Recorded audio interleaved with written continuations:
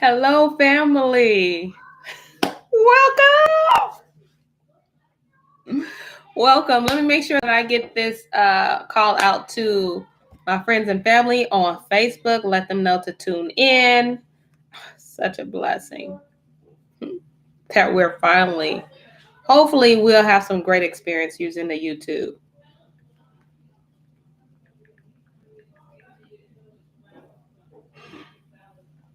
Just give me a minute. We still got a few minutes anyway before we get started. So.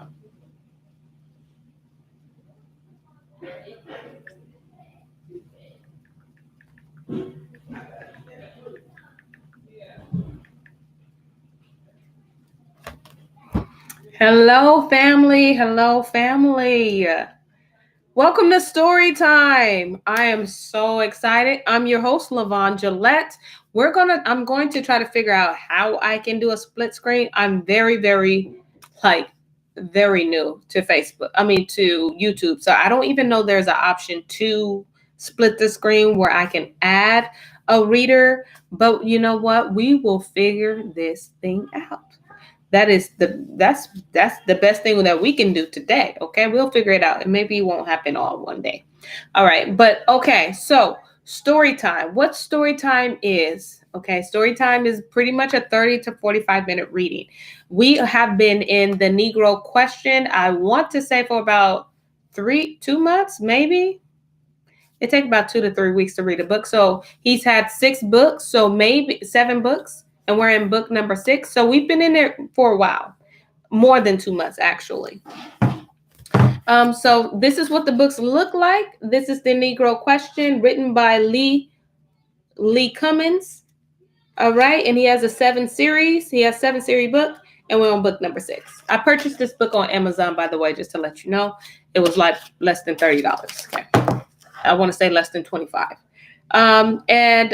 What we talk about is our heritage, that we rediscover our heritage, things that you weren't taught about who you really are as a people, as we identify as being Hebrew, no longer identifying with calling ourselves African American, because we know that that does not exist.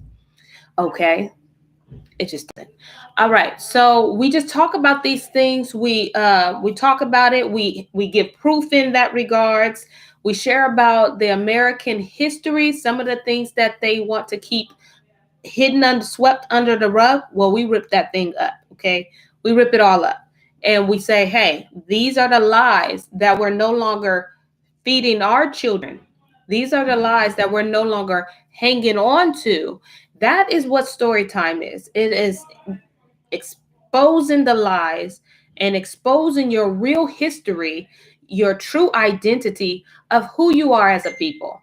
You are the people of the book. Excuse me as I try to get people on. Well, not get people on, but let them know that we're on. All right. So in the beginning, so Monday through Friday, we like to read scripture before we start anything. We read Monday, Tuesday, Wednesday. We come and hit you harder with that Psalms 91. We were recently doing Psalms 105, but I believe Yah wants us to go into Psalms 91. So if you haven't read Psalms 105, check it out. We've read Psalms 105, and now he's moving us to Psalms 91.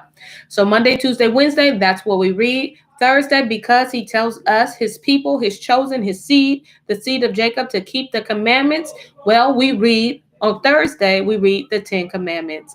And then on Friday, before story time jump off, we hit you with Jubilees 2 and 18 all the way down to the 22nd verse. Why? Because he tells you about honoring the Sabbath. Did you not know that the Sabbath, he told us to keep the Sabbath day holy in the 10 commandments? Well, we tell you why we should honor the Sabbath and keep it holy. And it's all in Jubilees 2 and 18, all the way to the 22nd verse. So with that being said, we're going to get into it. We are. Let's go. All right. Psalms 91. Listen. Okay, y'all. Because he's talking to his people.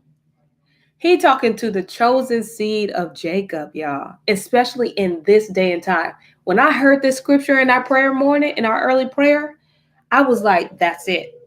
It resonated with me so much. Not that the whole word don't, but this spoke because of a day and time, the day and time that we're living in. This spoke. So I'm gonna stop talking and I'm gonna show you why it spoke to me. And I'm gonna read it how it was read how it was read. Okay. So hopefully you feel that impact. There you go. Didn't see that coming, huh? I know you didn't. All right, let's go. All right, Psalms 91. It says, "He that dwells in the secret place of the El Elyon shall abide under the shadow of El Shaddai. I will say of Yahuwah, He is my refuge, and my fortress, my Elohim. In Him will I trust." Not in the government. Anywho, "Surely He shall deliver you from the snares of the fowler and from the noisome pestilence. He shall cover you with His feathers, and under His wings shall you trust. His truth shall be your shield and buckler. Mm-mm-mm. You shall not be afraid for the terror by night, nor for the arrow that flies by day, nor for the pestilence that walks in darkness, nor for your destruction that wastes at noonday. A thousand shall fall at your side, and 10,000 at your right hand, but it shall not come nigh to you." Come on, covenant keepers. "Only with your eyes shall you behold and see the reward of the wicked." And your reward is coming. "Because you have made Yahuwah, which is my refuge, even El Elyon, your habitation. There shall no evil befall you, neither shall any plague come nigh your dwelling place." Where am I? Your dwelling. Sorry, your dwelling. For he shall give his angels charge over you to guard you in all your ways. They shall bear you up in their hands, lest your foot dash your I'm sorry.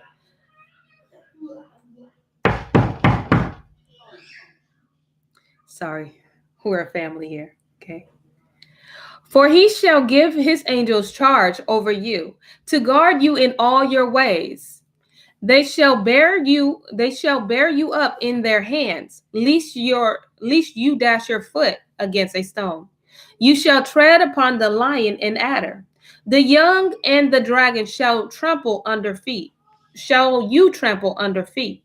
Because he has set his love upon me, therefore will I deliver him. I will set him on high, because he has known my name, and he shall call upon me, and I will answer him. And I will be with him in trouble. I will deliver him and honor him. With long life will I satisfy him and show him my Yahusha." I just read to you Psalms 91. May Yah add a blessing to the hearer and reader of his word. And now we're going to go ahead. Sorry, that was a lot. One thing you guys got to know about me is I'm a mom of 3.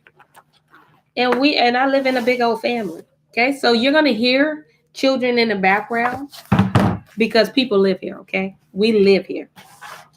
And you're going to hear it. It's all right. All right, if you have your books, go ahead and grab your books. Again, we are on the Negro question, part 6. And then this is titled "The 13 Black Colonies."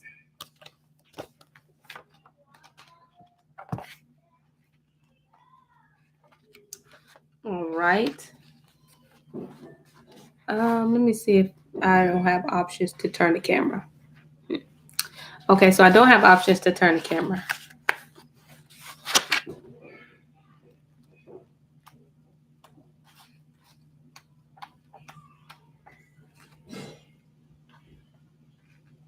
All right, so we left off yesterday on Facebook. We left off on the 5 Black founding fathers of the 13th tribe.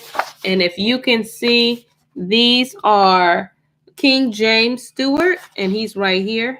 He looks like somebody pawpaw. This is King Charles First Stewart. You can see him. Okay. This is King Charles II right here. King James II, right here.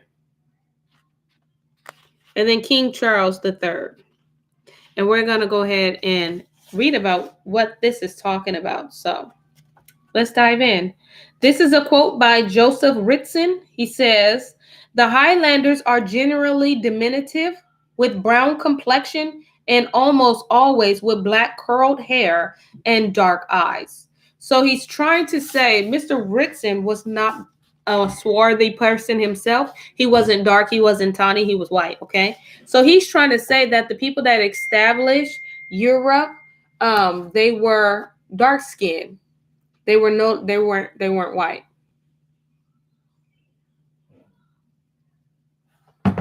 So that is so yes. Okay, so that's what he's trying to tell you. That the founders were pretty much black, okay?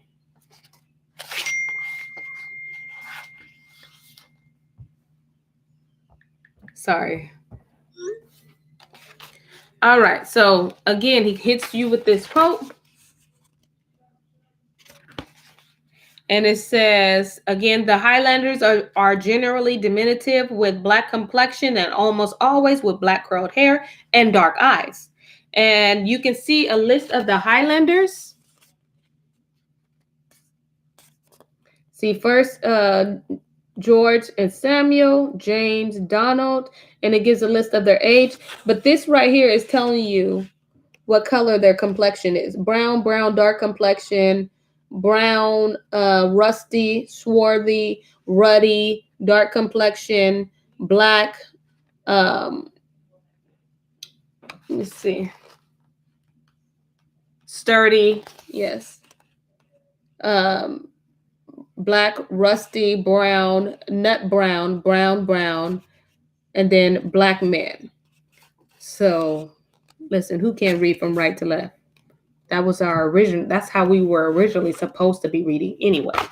But anywho, Jacobite gleanings from the state manuscripts, page 48. So this information was found in the book, and this is written by Arthur J. Macbeth Forbes, Harvard College Library. So these good old colleges have a lot of our history. All right, so it says the only colony that was not founded by a black Scottish Highlander king was the Georgia colony.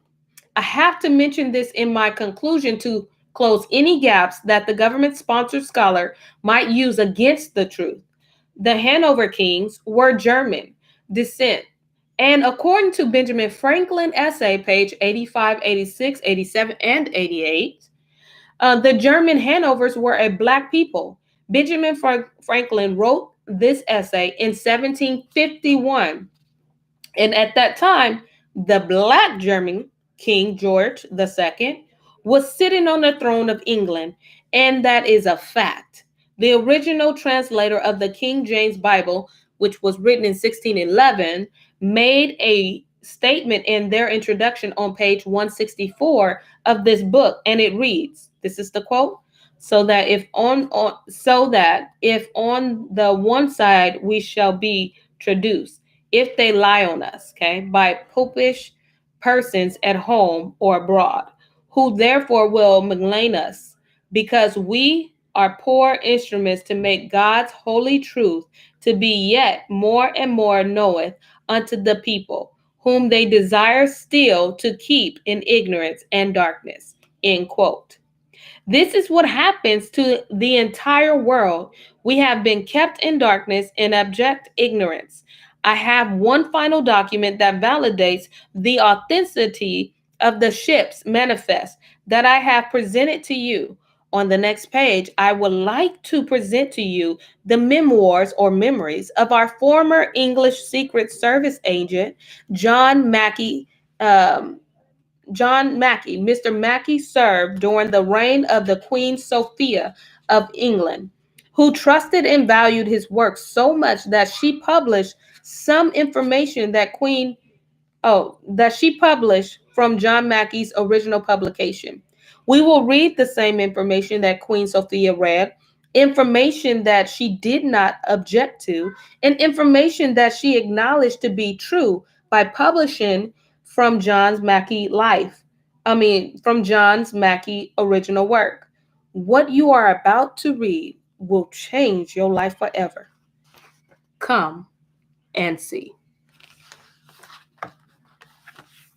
Memoirs of the Secret Service of John Mackey. Okay, so this is what it looks like.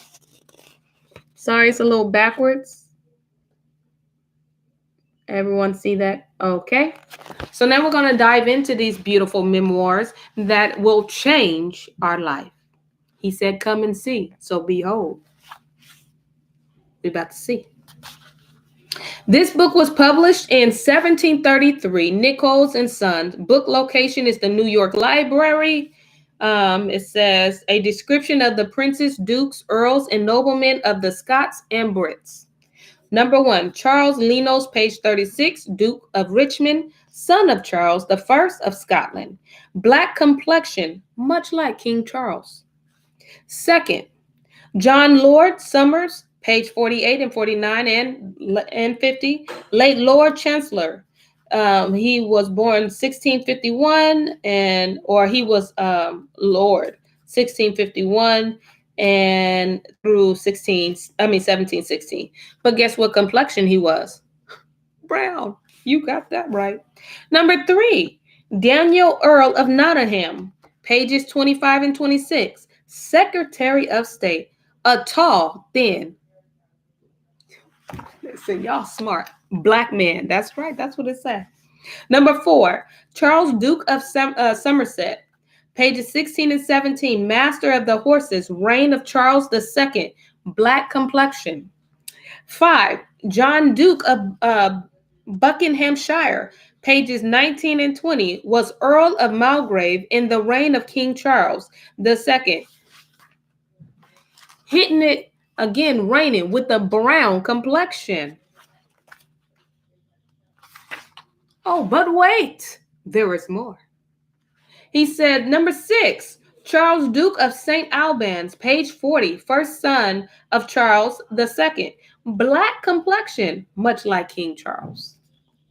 7, John Duke of Newcastle, page 35, Earl of Clare, before the Revelation, my bad. Come on, dyslexia. Okay, before the Revolution, King Williams created this gentleman a duke and gave him a garter, black, ruddy complexion. Heneage Finch, Lord of Guernsey, page 90, brother of Earl of Nottingham and solicitor to King James II, a tall, thin, black man. Number 9, Earl of Feversham, page 98, took oath to King Williams, a middle-statured brown man. 10, Ford Lord Grey of Work, page 103, governor of Barbados under King Williams. Listen, again, this man was a thin, brown, handsome man. The description of the Black Scottish Highlanders comes to us from a very reliable source, the English Secret Service. Please note that that is in bold letters. Okay, so that is something of importance there that he wants you to know. Okay, the data from this document was taken from the original manuscript and confirmed by his son, Spring Mackey. I have a threefold cord here. The eyewitness account of Joseph Ritson, that's one of them cords. The eyewitness account of the Secret Service agent, John Mackey, that's 2. And the ship manifest, pages 135, 137, and 139. From the veteran, if you take a man and give him false memories, a false name, and a false past, what will we become? African Americans. See what I did there? Funny. Anywho. Okay, what would he become? Okay. He would become an artificial being, and that is what has happened to the so-called Negro. The Negro has been made into an artificial being through the erasing of his memory. If the Negro had his father's book, then his memory could be restored. But the books that contain his past memories have been burned. Books like the Negro Question, series seek to restore the true memories of the so-called Negro. And you know what? That is absolutely true. Because listen, you have been listening to me read these books, but a lot of the places are where they are in these fancy schools, these fancy universities. A lot of our stuff is in the fancy universities, right? Harvard. I've read a lot of articles from Harvard, right? Um, in France, in the Vatican, and Antigua, like all these different places that keeps what belong to us in their possession. So what do you get? You get a people that hold on to calling themselves African American, and it's okay to trace back that if you trace back any nation of a people, they have a home to go to. But when you come to us, we should be satisfied with saying that we American. But what rights do you have? First off, your dog named Pudo, he got more rights than you. And the dog don't speak, he bark. What rights do you have, swarthy people? A brown complexion people? You have none, but what you do have is the illusion of rights. I don't even think you can really call yourself a citizen of America, of United States of America. So when we have these memoirs that's been stolen from us, and we have authors like Mr. Lee Cummings who really enjoy and put a lot of effort into the research that he comes up with, he literally tells you where he found this stuff. And a lot of us say, oh, well, that's from Wikipedia. That's not credible. Oh, that's from Google. But hey, if it gives you what you need to find out who you are, then let it be. Because if you think you're going to get who you are from these fancy schools, unless the Most High place a teacher in there that's down with the truth, that's the only way. And he going to give it to you under the table. But if you think these people are going to sit there and tell you who you are straight off a GP, that's not going to happen. He said search. He said search. That means that's a whole different thing about looking. I have to stop telling my kids to look for stuff. I got to tell them to search. You can't find your book? Search for it. That's a whole nother level. That's a whole lot of mental energy going towards that, because you got to really move some stuff out the way. He told you, seek me. He didn't say, look for me. I'm right here. If you're going to seek for him, you're going to dig up some stuff. Because these people, these elites, have hidden it from you for a reason. Because they don't want you to know who you are and the power that you have. Because once you reveal his name, first off, when you reveal, he said, if my people who are called by my name. So there's a name. And what I can tell you is not Jesus. That's not the name, because that name is known worldwide. So that can't be the name. Everybody knows that name. That's not it. But his people, there's a remnant of his people that need to know his name. I just read Psalms 91, because you know my name. That means there's a whole lot of people that don't know his name, but everybody knows the name of Jesus. So it can't be that. As petty as that sounds, that can't be that. So I am encouraging you all to start. If you got to Google it, Google it. Don't knock Google. Don't knock Wikipedia. Chew the meat and spit out the bones, because the bones might hurt you. But chew the meat. All right? Okay, we're going to go back. We're going to go in here. We're going to go in here. I'm going to show you the three kings at Ludgate, London. Now, these some hefty men, okay? They hefty, even in the concrete, okay? Hopefully, I can get y'all in here. Look at that. All right, thick bodies. Come on, sir. Look at the kneecaps. These your people. Come on. Listen. Listen. All right? Suited, okay? Armored up. I don't want to hear nobody else saying women can't wear pants. Because bam, what they wear? They ain't wearing pants. Anywho, that's a whole nother level. All right, so listen. This image at the Bury Bank of London. Who got this image? London. Didn't say Pittsburgh, California. Didn't say Sacramento, California. Didn't say California at all. It said London. Who got our stuff? London. A lot of them have our stuff. Okay. Look, bank. Okay. This image is found at the Bury Bank of London. Shows the image of 3 black kings. Excuse me, London. Why do you need? Why do you need this? This not even your people. I'm curious. 3 black kings, and is dated to the year of 1667. There are only 3 Scottish kings that can fit this timeline. King James VI of Scotland, he's the far right, okay? King Charles I of Scotland, he in the center, the thicker one, short stature one, with the curls, okay? And King Charles the second, Scotland, to the left, to the left, maybe not the right song, but he was to the left, okay, of the picture. There you go. See that? Look at the beard. Is that a beard? Come on, beard gang. Go ahead. We've been doing, ain't nothing new to the sun. Ain't nothing new. We've been doing this. All right, listen. The balls in the hand. Okay, the balls in the hands. Don't judge me. The balls in the hands of the 3. Okay, sorry. I got to read what I read. Focus. Listen, the balls in the hands of the 3 kings represent the world rulership, and the only kings that took pictures with the balls in their hands were the Byzantines kings. I didn't notice the balls, okay? Excuse me. I don't think you noticed them either, okay? I was just trying to figure out where he was going with the word, with the sentence, that's all. But I do see the balls now, okay? I see, there's one.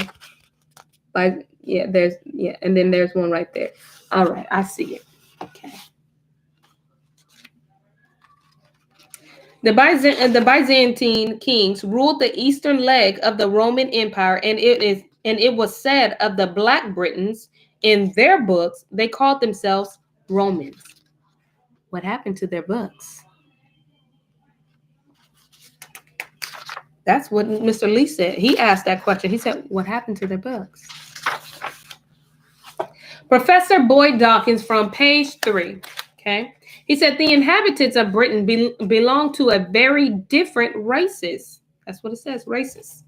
Britain was inhabited by the Black Basque from ancient times, and in their books, they called themselves Britons and Roman citizens. These images of Stuart kings, Scottish Highlanders, excavated at the Bury Bank of London proves that King James and his seeds were black. I have presented the facts as they emerged out of the ground along with the eyewitnesses' accounts.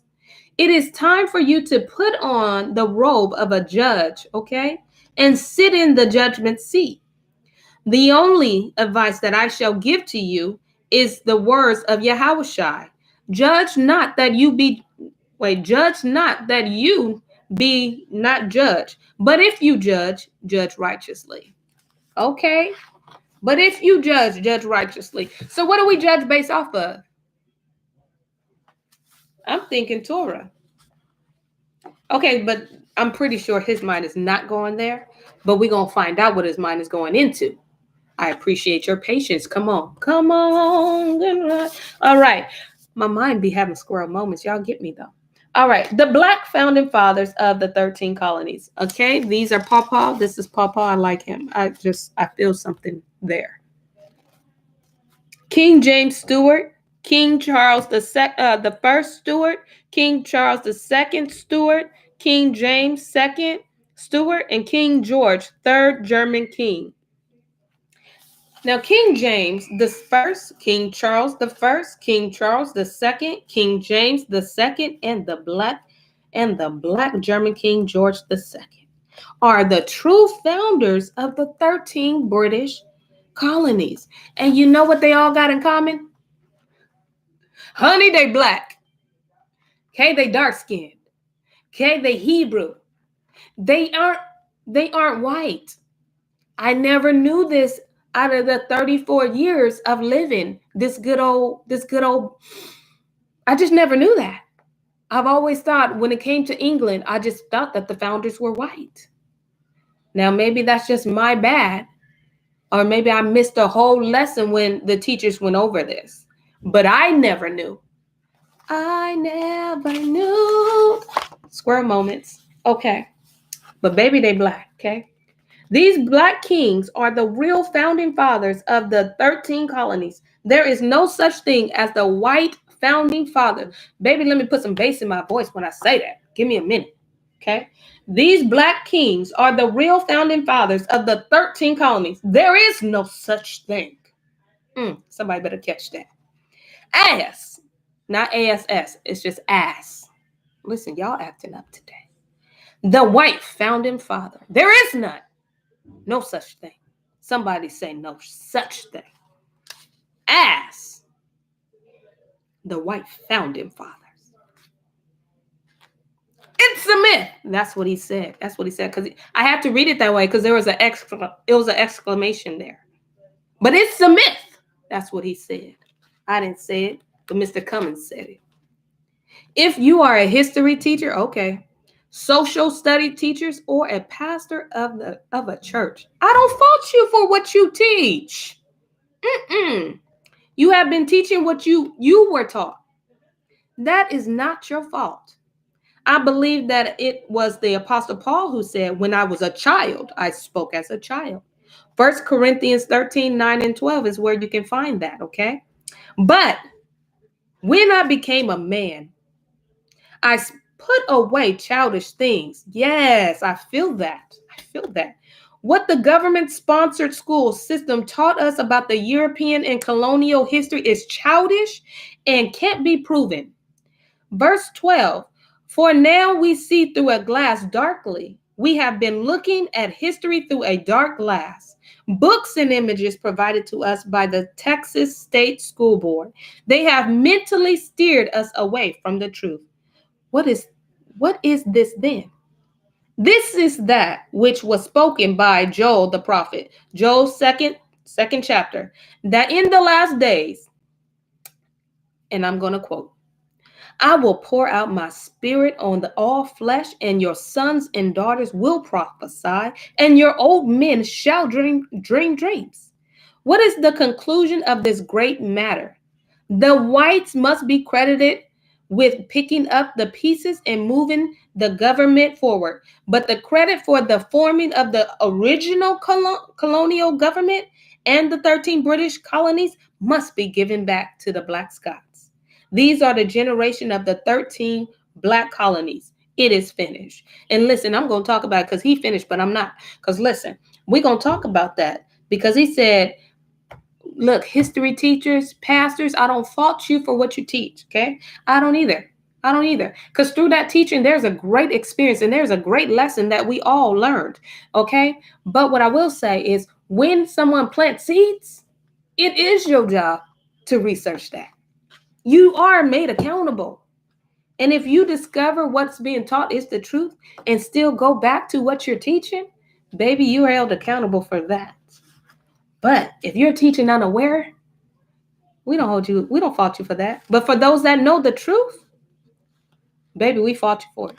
We sure do. Yeah, we do. I do. Put the judge on. I do. Throw the robe on. Okay?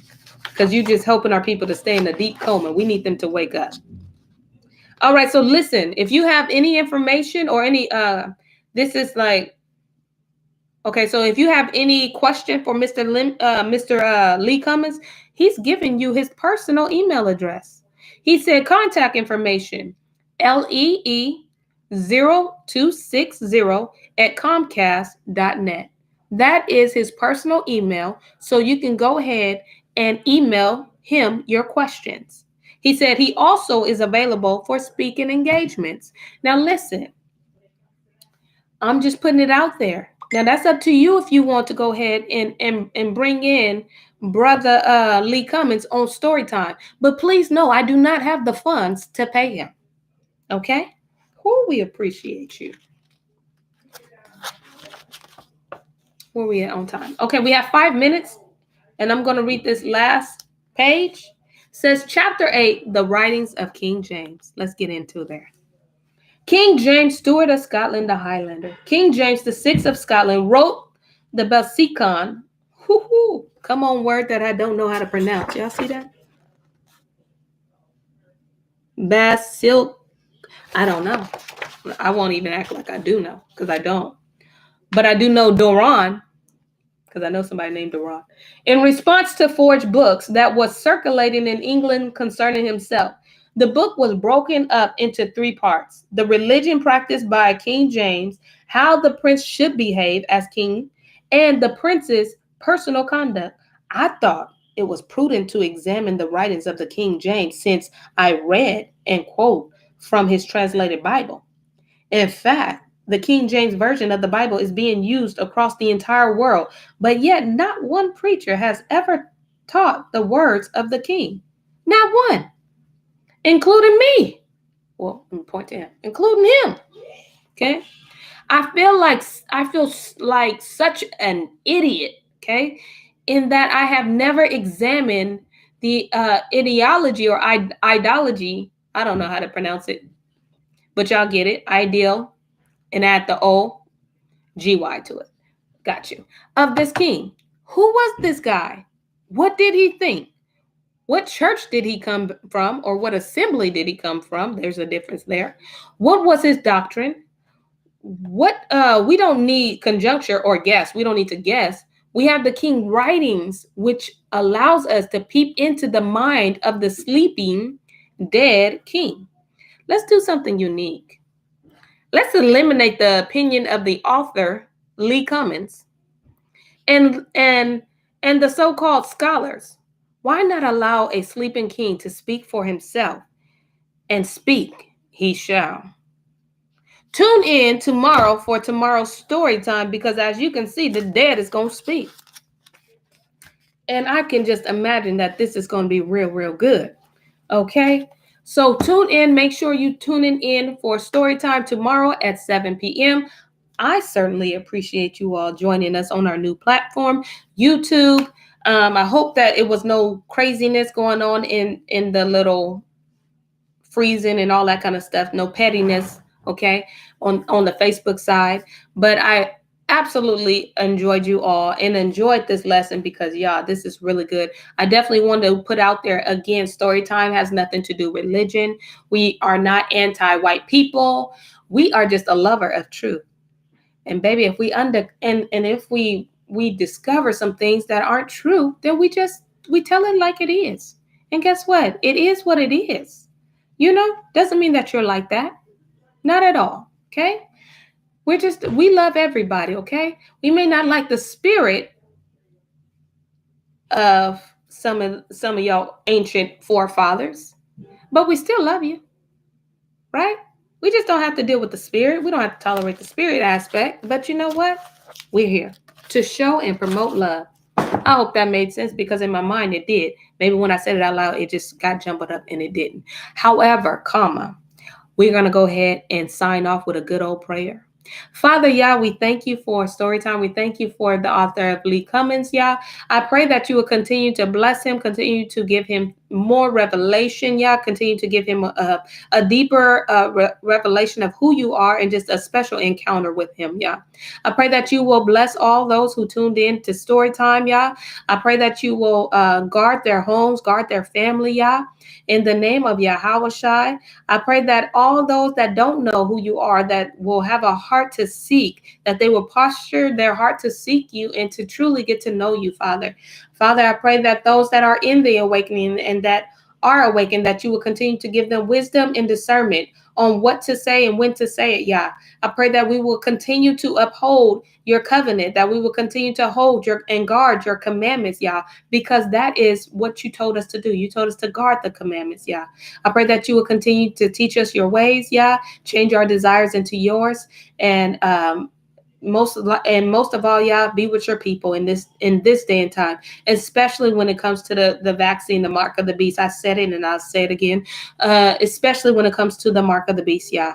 Please open your children eyes in regards to that matter, y'all. Give them wisdom, y'all. Let them know that you will provide for them, whether it is being threatened that they have to leave their jobs, y'all. Let them know that from the beginning of time, you've always wanted to be our source. So our job was never meant to be our source, but it was just it. Yeah, we just got caught up. Yeah, but you were always destined to be our source. Yeah. So no matter what this world system may threaten us, yeah, please give us the peace that we need. Please please continue to provide for your people. Please continue to hear our cry. Yeah, please hear the blood that's been shed, that's been shed, that injustice, like just been killed. Please hear that blood cry, yeah. Just like when you heard Abel, yeah. I really truly pray that you will hear the cries, and yeah, please give this system what it deserves and cover your people. We thank you for Psalms 91. I ask that you will continue to work in our lives, continue to let us lead people to the Father. And these things I pray in Yahweh name. Amen. Amen. Hallelujah. Thank you all who tuned in. Be sure to share this, and I will see you tomorrow at 7 p.m. Bye-bye.